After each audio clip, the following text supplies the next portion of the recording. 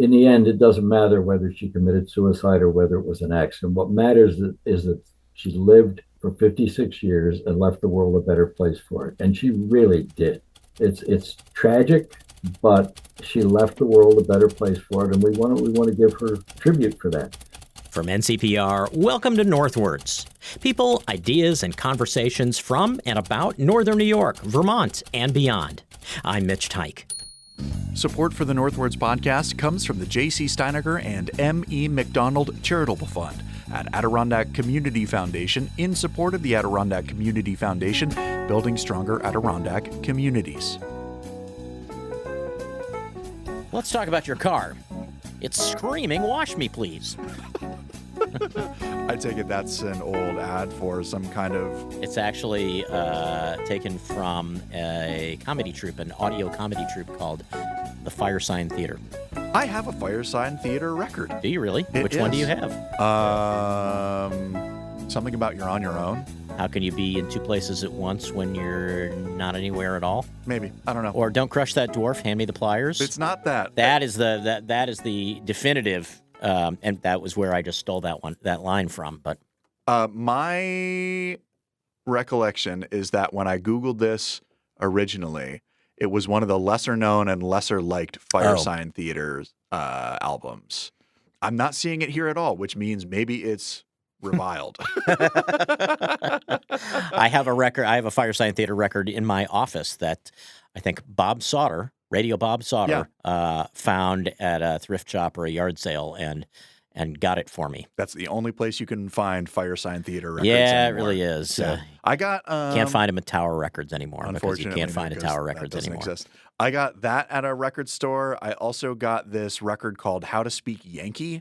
And it's a couple of guys from Maine. Maine, yeah. You know what I'm talking about? Is it Bert somebody? Something like that. Yeah, Bert Sienna. What I wanted to tell you is if anyone had told me that the immediate results of working out would be intense leg and intense arm pain and insatiable hunger, I never would have started doing it. I'm only on day 5.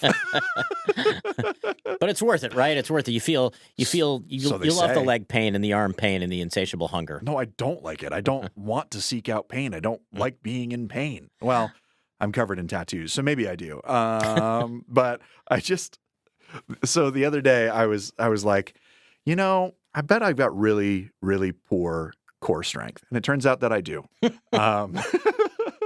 Because I tried to do one of those planks and it hurt a lot.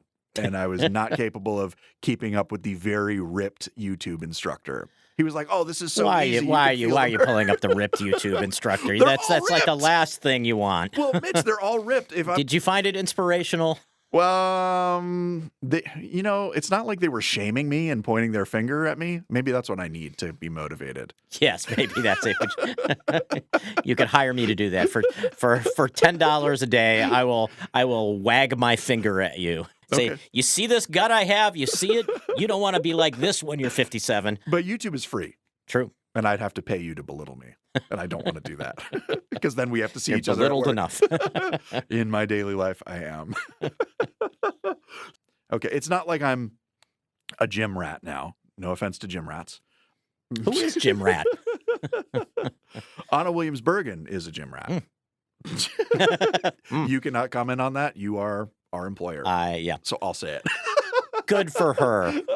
No, she's not. I'm not I don't want to go to the gym because it's another place to go in my already busy schedule. You know what I mean? Or to quote Homer Simpson, damn it, you beat me to it. A gime? What the hell's a gime? Oh, a gime. We're in the same key there. Because I just don't want to have another place to go like after work. I'm busy. I'm tired. I have other volunteer opportunities or obligations rather. And so I've just been trying to do like little workouts at home. And I'm only a couple days into it. It's a shame Doyle Dean took his balance ball chair. Oh, that's true. I could have built up my core strength then. You could just be editing audio while sitting on your giant red ball. I had a suspicion that my legs would be very weak, and that suspicion was confirmed. They're on fire right now. Walking up. I don't know if you saw me and fuego. I don't know if you saw me walking down the hall, but I was kind of like waddling because I can't move properly right now. I don't know how people do this for a long time. I guess they get through the painful stage. Yeah, and then they reach that euphoric stage that the guy with the ripped abs on YouTube gets to every time he works out. The first time I ever went to a gym was with my friend who was nearing the status of like bodybuilder, and he was running me through like all of his regimen, right? And so at the end of it, I was in extreme pain. But then the next day, my arms were so stiff that I could not lower them past a right angle. And I'm confident I did real damage to my muscles. Like, it was bad. And I never went back to the gym. I was like, if this is what I have to go through, it's not worth it. Then you just like, I'll just get the posing outfits. Exactly. Yes. And the sheen to rub on my body. I'm very oily right now. Yeah. You don't strike me as a gym aficionado. Yeah, I've gone through phases where I've gone to the gym more regularly than the once a year that I go to it now. I should take better care of myself. I chase after my dogs. Yeah. I walk the dogs. I mow the lawn. And I'm sure my core strength is non-existent. Well, I'm just like, you're 55? 57. Yeah. Okay, so you're about 20 years older than I am. And I don't know when you started to feel this, but I am at 38, finally realizing that I'm just a little bit more tired doing the same things. And I don't want to be that way. You know what I mean? You know what? It's going to happen regardless. I know, but you can slow that process down. That's what I'm trying to do. You can slow it down, Ethan, and live a virtuous life. I just don't want to be 40 years old, playing the drums for 20 minutes, and be extremely exhausted and have to go take a nap. The worst part about it for me is, I want to, like, we're at the beach or something, and I want to skip rocks, and I realize I have to stretch first. You're not being serious? Oh my God, I'm being serious. Yeah, like you can't fling a rock as hard as you want when you're 57 years old without some kind of stretching ritual beforehand. Oh my God! Oh, I thought you were kidding. No, I wish I were kidding. So that's what I have to look forward to? Oh my God, yes. Ugh. But then you also have built-in excuses. You can say things like, "Oh, my trick knee." Yeah. Well, I've already got the back pain, so there you go. Yeah. Welcome. Who are we talking to today? We are talking to Chris Ortloff, former. Well, we'll just say he's done a lot of things in his life, and we talk about some of those. But what we really are talking about was a book that he wrote in 1985 that he is revising now and is about to come out in a new edition. I've showed you this. It's a very small book. It's about 45 or 50 pages, and he talks about why it's the size that it is. But it is about, at its heart, the woman who drowned in Lake Placid in 1933, I think it was. And this is not the first time that we've had a conversation about that very topic on this show. Absolutely. We talked with Sophie Morelli, exactly, who had written a book of poetry about the lady in the lake. The book that we're talking about today is more about the investigation that happened when the body was found 30 years after the drowning, and it's a really interesting story, and it's very well told. And we reached Chris Ortloff on the line from his home in the North Country. Welcome to the show. Well, thank you so much for making time for me. How did the story of Mabel Smith Douglas first grip you? More than 40 years ago? How did it grip me? Well, I can remember. I still have the visual. It was a Sunday afternoon in 1963. We'd been in a Boy Scout camporee at Meacham Lake, and we were on our way back into town. And one of the scouts who didn't come with us, suddenly he appears on the street in front of his house and flags us down and says they found a lady in the lake. I don't remember the follow-up to that, but I remember that was how I first heard about it. And hey, the story, though, the book came quite coincidentally. At the time, I was anchoring Channel 5 News, and one of those things where they say they want you to be, we need an MC, so you're going to do it. So for that weekend, we went over to Tupper Lake for the Woodsman's Field Days, and at the banquet, Mark Cross, who turns out to be the detective in the book, sitting with me, chatting, talking about he was retired by then, talking about his career in the state police, mentioned that 4 or 5 of his big cases, he had kept his records. And Says, if you ever want to write about any of them, just call me. All right, you file those things away. It wasn't a month later that Breck Turner called from Lake Placid asking if I would be interested in writing a book about the Lady in the Lake. And he had, for 2 years, on a daily basis, been fighting with customers who would walk into the store wanting the book about the Lady in the Lake. And remind us what the store was at the time. Breck and Julie had a store called With Pipe and Book. They sold tobacco, they sold rare prints, they sold rare books, used books, Adirondack books. Great store. And every day people would come in the store wanting this non-existent book. After 2 summers of it, it dawned on him that he had done a market study, that there was a market for this book, and he was tired of fighting with his customers.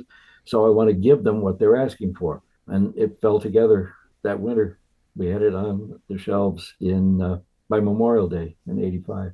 The thing that always gets me about the story is that this is a story that often gets lumped into Adirondack folklore, like almost like a ghost story.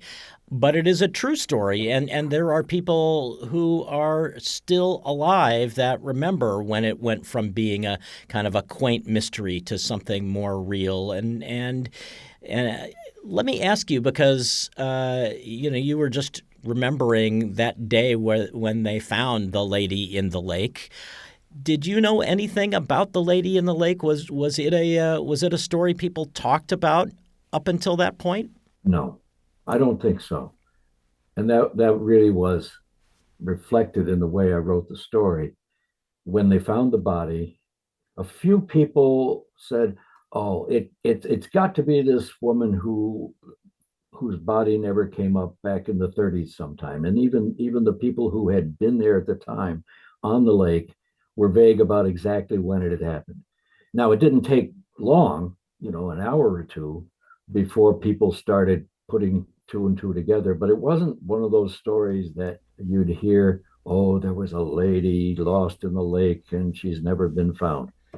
I think it's fair to say that she had been almost completely forgotten by then. Yeah. In Lake Placid, not in Rutgers, where she founded a college, but in Lake Placid, it wasn't a legend until the book became spread around. Yeah. Well, and she would have been remembered at Rutgers, but not as a mysterious lady who disappeared into the lake, but as the founder of a college for women who just sort of tragically disappeared. Exactly. In fact, we didn't get any cooperation from Douglas College at the time. And even today, if you look at some of what's on their website, they'll refer to the book as a sensationalized account. And understandably, nobody wants to, especially when somebody's done a great accomplishment, have that distracted from by talking about the sensation. But in Lake Placid, it was a sensational story. And I kind of regret that the book had to be so small, but it was a commercial project, and Breck knew exactly what it ought to sell for, and that dictated the size. And we only had a few months to do it, but there was a whole lot I never really knew about her career until recently, until we started putting out the new book. Right. I mean, your goal in 1985 was not to write a biography of Mabel Smith Douglas. Correct. And you mentioned that it's a small book. I'm holding it here. It is a very small book. It sold at the time for $3.95, which I dare say you can't buy a magazine for today. No, you're right. And to his credit, Breck never raised the price, and it continued to sell. I think we sold 50,000 copies in the 30 some years it was in print. Wow. Yeah. Makes you wish you had sold it for $20, right? Well, it wouldn't have sold, Pricing things is a balance, but the new book is going to sell for just under 10. It's still a small book, and I think it's priced right. I know that since we have been in contact, you have been going through some of the back catalog of Northwards. I don't know if you've gotten as far back as last year at this time, but it was exactly a year ago this week that we interviewed a woman named Sophie Morelli, who is from Lake Placid. She's a poet, and her book Fathom is about the life and death of Mabel Smith Douglas, told through poetry. All that is to say that we talked a bit about Douglas's life, but I was hoping you touched on it a little bit, but remind us a little more about what made Mabel Smith Douglas's life especially interesting. Well, let's leave out the tragedy to begin with. She had a vision. She was a middle class, well, upper middle class girl from New Jersey. Went to Barnard, wanted to go into teaching, and did go into teaching. Met her husband, who was like her father, a merchant. He had a shipping company, and in the early part of the 1900s, she teamed up with some other women who had this same dream of a college for women, exclusively for women, in New Jersey. They got to work on it, and then she had some family tragedies. Her husband died early of Bright's disease, had to take over the business, had to raise her children alone, and had to drop out of the project. But it's a testimony that we can only say indirectly. I don't know what was in their minds, but she was obviously important to the rest of the women who worked on the project, because when the school was founded, they prevailed on her. You have to be the dean. And when you read stories of the students in the first few classes at New Jersey College for Women, they talk about how her office was always open. She worked late.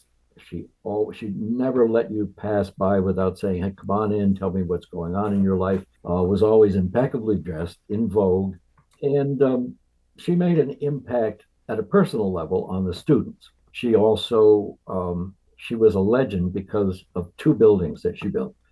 She needed a gym, and she salvaged materials that had been left over, war surplus materials, to get this gym built. And then she built the Voorhees Chapel because she believed that it was important for the students to have a place to worship.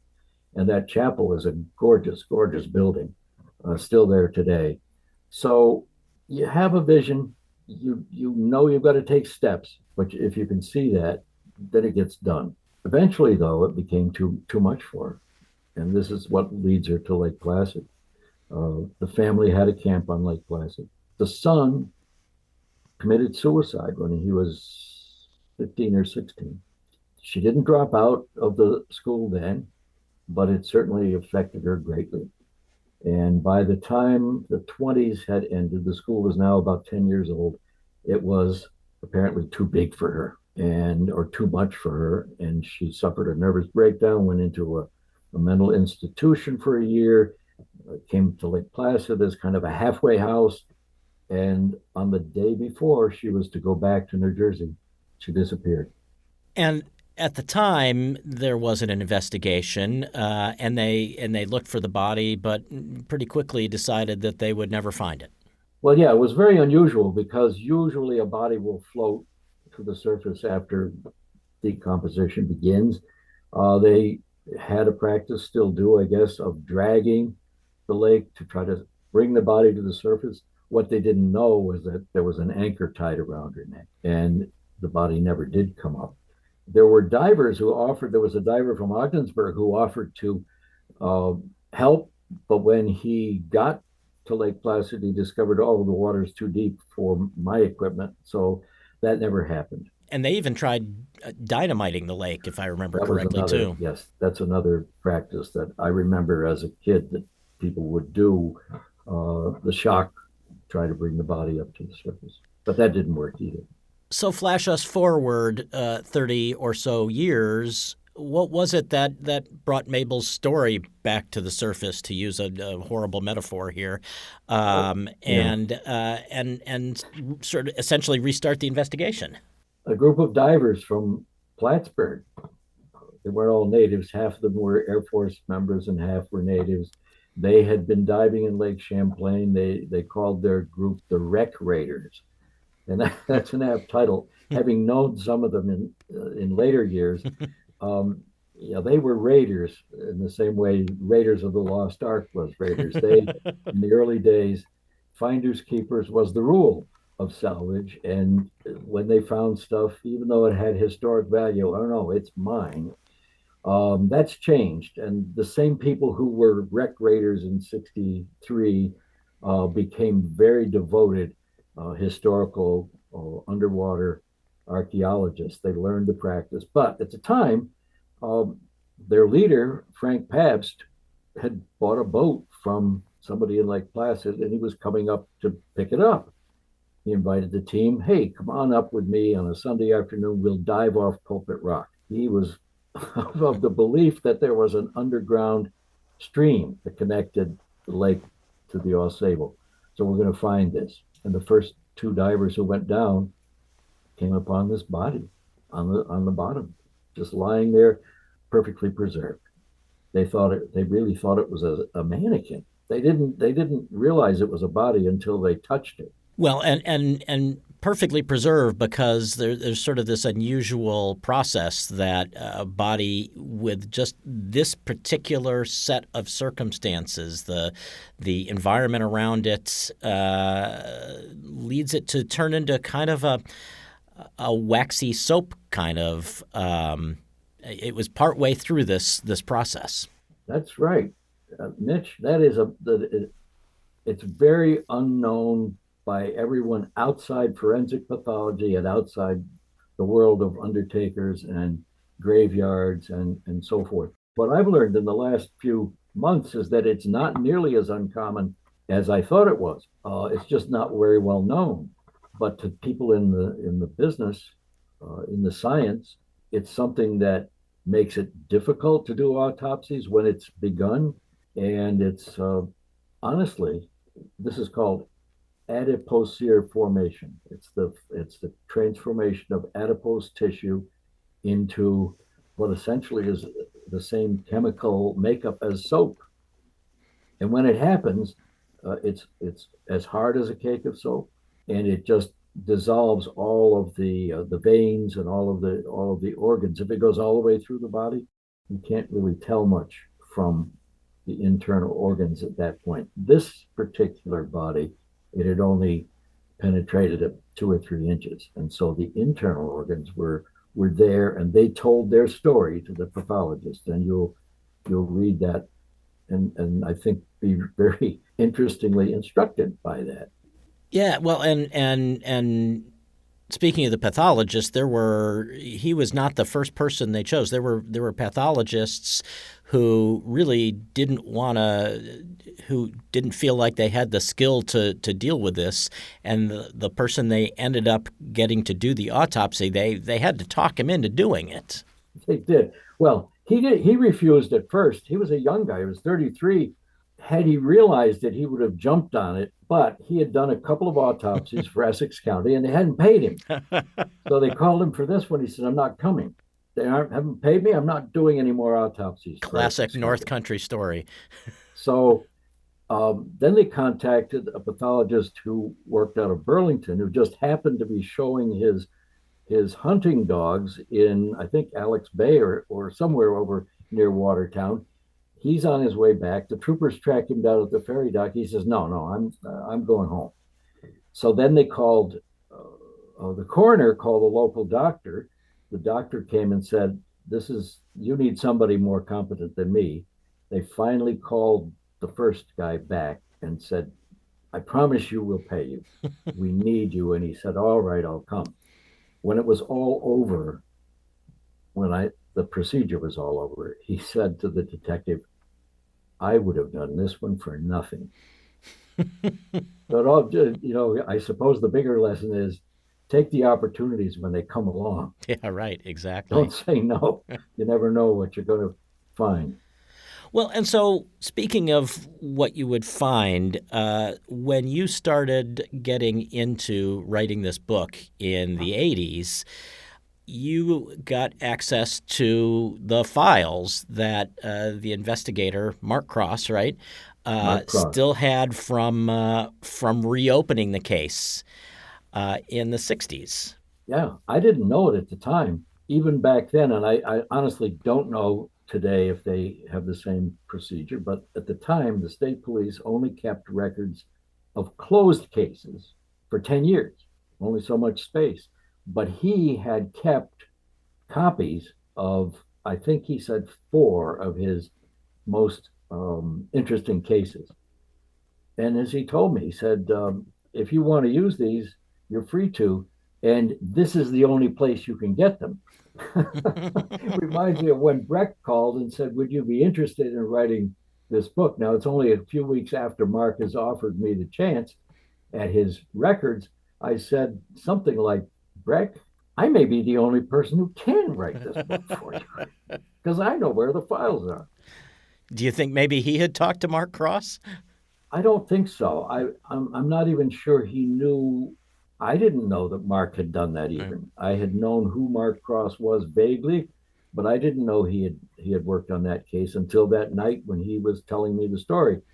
Here's the here's the thing. When you're writing anything, whether it's a radio piece or a book, you have to figure out what's the point of view, who's the point of view character, what's the focus, and what's the limit of the focus of the book. Well, part of that was easy. It could only be 50 pages long. But still, how do you limit it?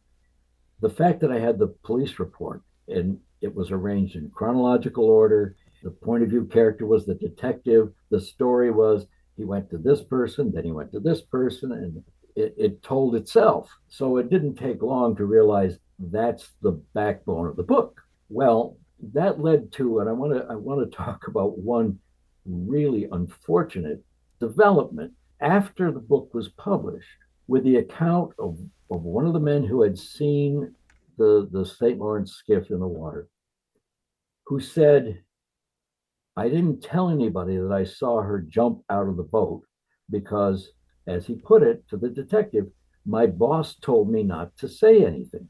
Now he worked for the boat landing. Well, that was in the report. Clearly a true statement from the detective's point of view. This is what the man told me.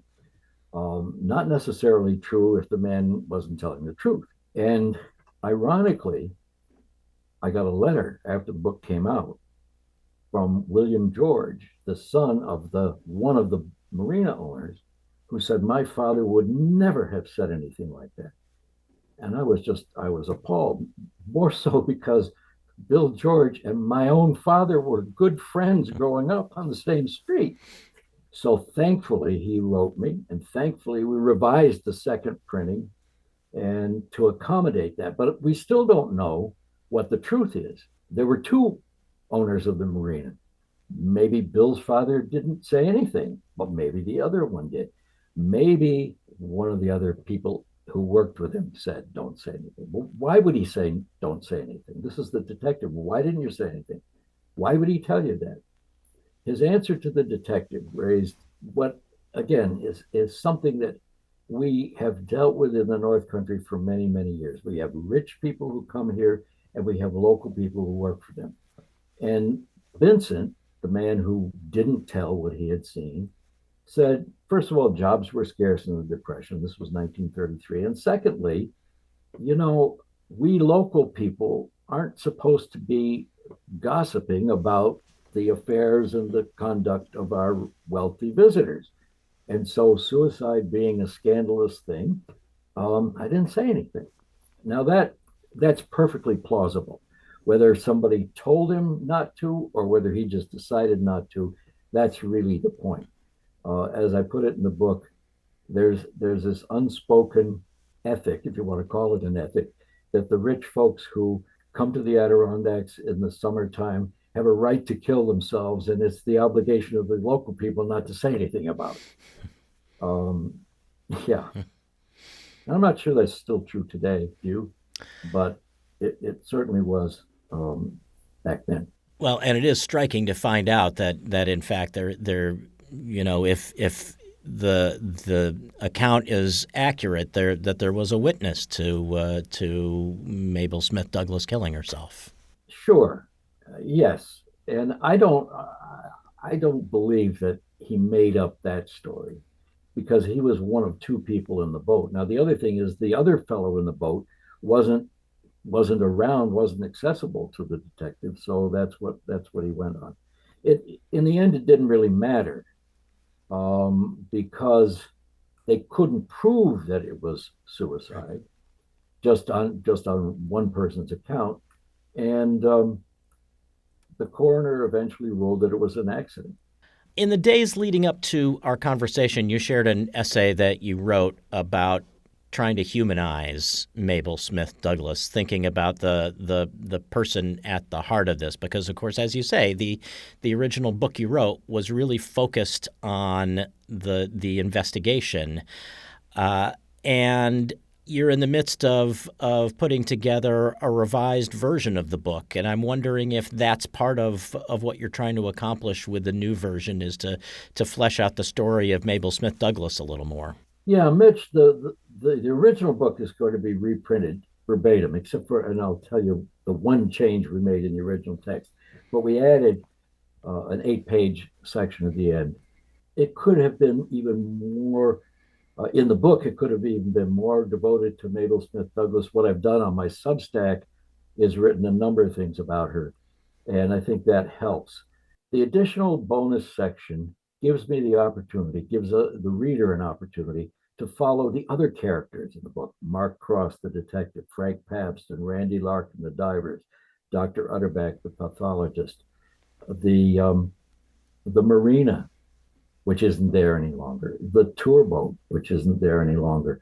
And you sit back and you go, every event involves a number of people. And if you focus on the event, whether it's the Olympic Games or a murder mystery or a story like this, you don't even realize all the things that those other people did the rest of their lives. So this bonus section focuses on what became of Douglas College. Unfortunately, Rutgers closed it in 2007, and it's a non-degree granting part of the Rutgers campus. For whatever reason, that happened. Um, Mabel's grave, she was buried with the rest of her family, but she was the last person to arrive there. Is that grave still there? Where is it? We found that. The detective, he had such a rich life. And in asking people in Osable Forks, where he lived all his life, what do you remember about Mark? They didn't talk about the lady in the lake. They might have talked about the drum and bugle corps that he started and ran led for a long time. He had a gun shop, and the memories that really touched me were these two people outside of church one afternoon. One of them said, "What I remember is I bought a gun from him once for my husband's birthday." The other one said, "He put a scope on my first rifle, the one I got from my dad, and I got a deer with it." And all of a sudden, it struck me. The things we remember about other people are not necessarily the headlines. They're the things where that other person connected with something deeply personal to us. Her husband's birthday, his first rifle, his first deer. And those are the things that we remember. Those are the things that remain after we're long gone. And if we've touched other people's lives in any way, those are the things that really matter. Well, so that leads into this question.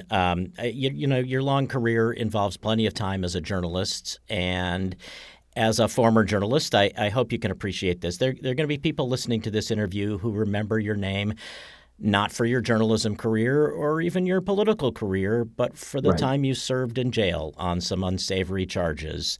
And I imagine we might get a few letters that say, you know, why did you give this guy the time of day? I So, imagine you will. so I guess the question is, how do you ask people to square the Chris Ortloff who worked in journalism and politics and wrote this book and is writing a new book or revising this book? How do you square that person with the one who served time? I don't want to make any excuses. I did a wrong thing and I paid a price for it. When I was arrested and went to prison, I thought my life was over. My family thought our life was over. But here we are. That's almost 17 years later now, 18 years almost.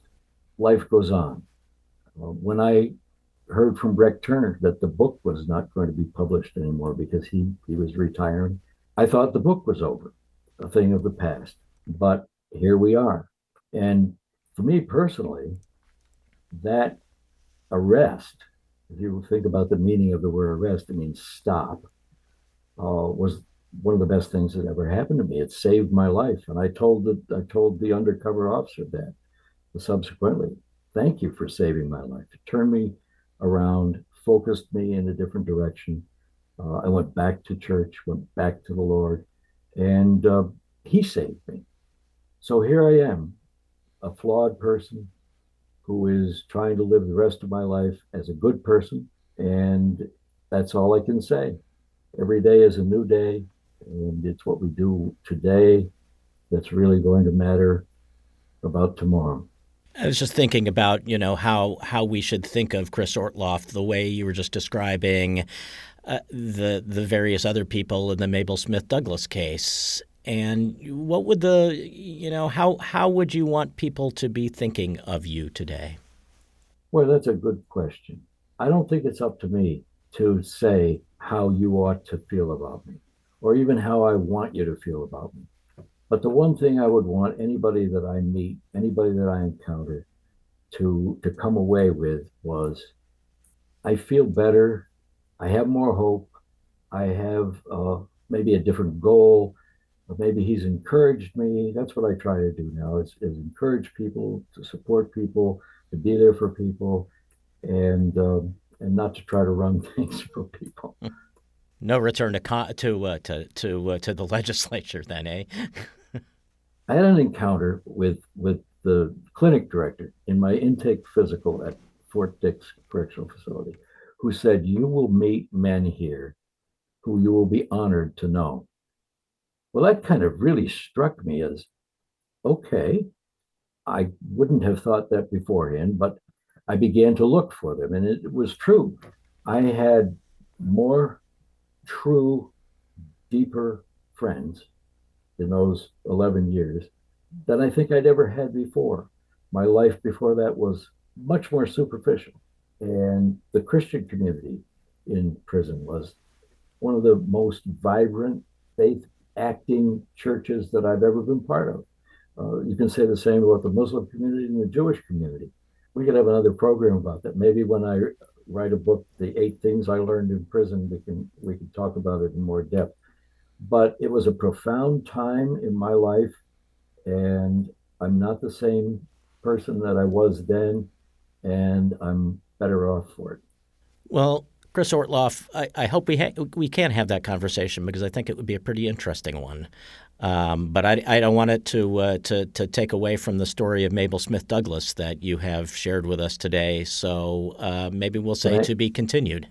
Can I add one more thing? Of course. I mean, part of the reason that I'm talking to you today is to promote the book and to give people reasons why they might want to buy it. And it's occurred to me in the last talking with a number of my friends who have a copy in their guest room. Uh, it really is a perfect book to have on the bedside table in your guest room or at your Airbnb because you can read it in an hour and a half. If you're a guest for a weekend, when I go places and there are books on the shelf, I'll start to read a book, and then it's time to go home. And I must confess, there have been times that I was tempted to take the book with me. I won't say whether I did or not right now, but you can appreciate the fact that if you have a short little book, it'll be a perfect read. And if your guests want to take it with them, well, it doesn't cost you that much. Well, and I have to say, I meant to mention this in the earlier part of our conversation. You mentioned that Rutgers references it as a sensationalized account, and in 2026 terms, I think it is the least sensationalized account of a of a cold case like this that you can imagine. I think it's a really well written, as you say, you can read it in an afternoon, and there's nothing in it that I think feels unnecessarily sensational. Is it a biography of Mabel Smith Douglas? No, it is not. Does she probably deserve one? She probably does, but this is not it, Right. and it doesn't pretend to be. I think it gives you an appreciation for her. As I said at the conclusion, in the end, it doesn't matter whether she committed suicide or whether it was an accident. What matters is that She lived for 56 years and left the world a better place for it. And she really did. It's tragic, but she left the world a better place for it, and we want to give her tribute for that. It's also a story about a moment in time. It's a story about detective police methods back then. The state police dive team was just created in 1963. Their first training session was that summer. They had regulations that year that they couldn't dive more than 50 feet below the surface. So even if the troopers had come, they couldn't have gone 105 feet down. Today, all that's changed. And yet, here's what I want to leave you with. I was thinking about this morning. This is before DNA, before the internet, before digitized records. And yet, in the space of a few hours, going to the library where they found newspaper clippings, going to the police station where they looked at the police blotter, they didn't need the DNA and they didn't need digitized records. And they managed to get the job done without all that technology. Things really haven't changed all that much, despite the tools we have today. Yeah. Good old-fashioned shoe leather. Chris Ortloff, thank you so much. Well, thank you very much. I'm deeply honored to have been here with you, and thank you for doing this. Chris Ortloff's 1985 book is called A Lady in the Lake, the true account of death and discovery in Lake Placid. The revised edition is on its way out soon. Ortloff, as you heard, is a former journalist, a former state legislator, and as we talked about in the interview, also convicted of felony charges and served time in prison. You can read more about the book at ncpr.org/northwards. Ethan Shanty is back in the studio with us, and